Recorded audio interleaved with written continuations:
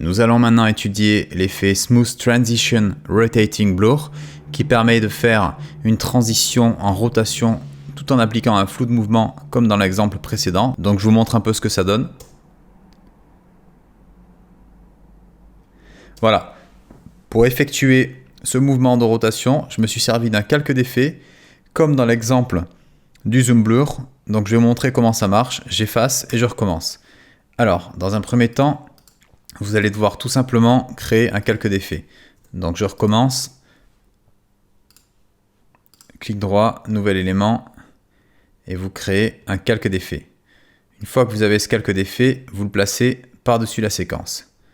Voilà, vous l'ajustez.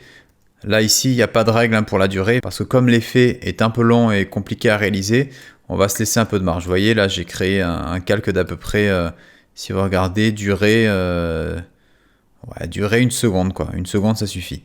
Alors, dans un premier temps, ce qu'on va venir faire, c'est glisser ici dans les effets, l'effet transformation. Voilà, je viens de glisser l'effet transformation.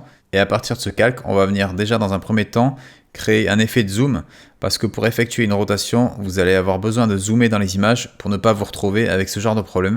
Vous voyez, quand je tourne au niveau de la rotation, on a le noir derrière de l'image. Pour effectuer ce mouvement de zoom, on refait comme dans l'étape précédente. Je me place au début du calque d'effet, j'active l'échelle, je me mets à la transition, je fais une échelle assez poussée, on va dire... allez, peut-être 248, 250. Vous allez à la fin de votre calque, une image avant, et vous vous placez maintenant à 0 en appuyant sur réinitialiser le paramètre. Voilà, vous venez de créer un zoom, il est extrêmement lent. Alors, ce qu'on va faire dans un premier temps, c'est augmenter la vitesse. Vous voyez, il suffit juste de raccourcir les images clés. Là, je me place à cet endroit-là. Je mets l'image ici.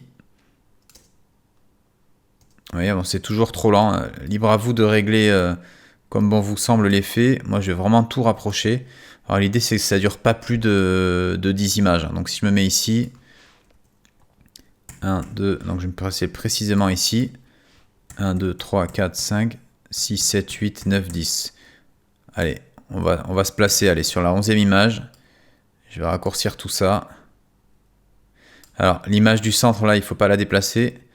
Parce que c'est le centre ici, c'est la jointure entre vos deux plans. Donc si vous déplacez des images, c'est vraiment celle-là. Alors là, c'est un peu trop rapide. Donc vous ajustez. Voilà, une fois que vous avez votre effet de zoom, vous n'avez plus qu'à appliquer la rotation. Alors pour effectuer la rotation, on va se caler au niveau de la première image clé de zoom. Je vais avancer un peu. Je vais pas appliquer la rotation dès le début parce que comme vous pouvez voir au début on n'est pas zoomé, même une image après l'image clé, vous voyez je peux toujours pas faire de rotation parce qu'on peut récupérer le noir de la transparence par derrière. Donc je vous recommande de commencer votre image clé de rotation environ 3 images après. Vous appliquez une image clé de rotation, vous allez ensuite à la fin de votre rotation, donc idem ici, vous placez à l'image clé d'échelle, la dernière, et vous reculez de 3 images. 1, 2, 3. Et à partir de ce niveau-là, vous allez effectuer un tour complet. Donc un tour complet, c'est 1 fois 0 degré.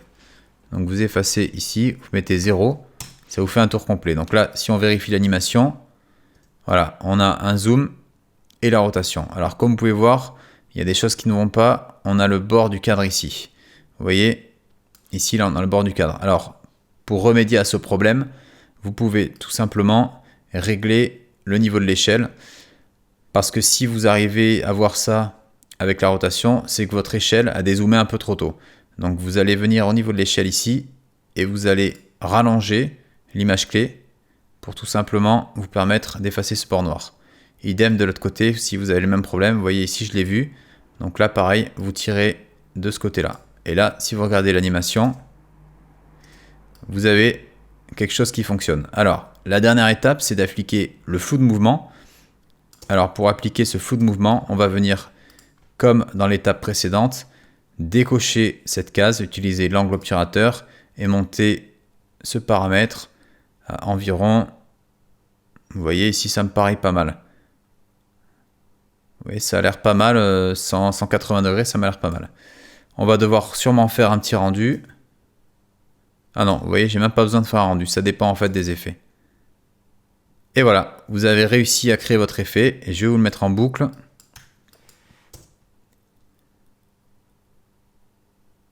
Et voilà, vous êtes maintenant capable d'effectuer un mouvement de Smooth Transition Rotating Blur. Libre à vous de vous entraîner pour recréer l'effet chez vous.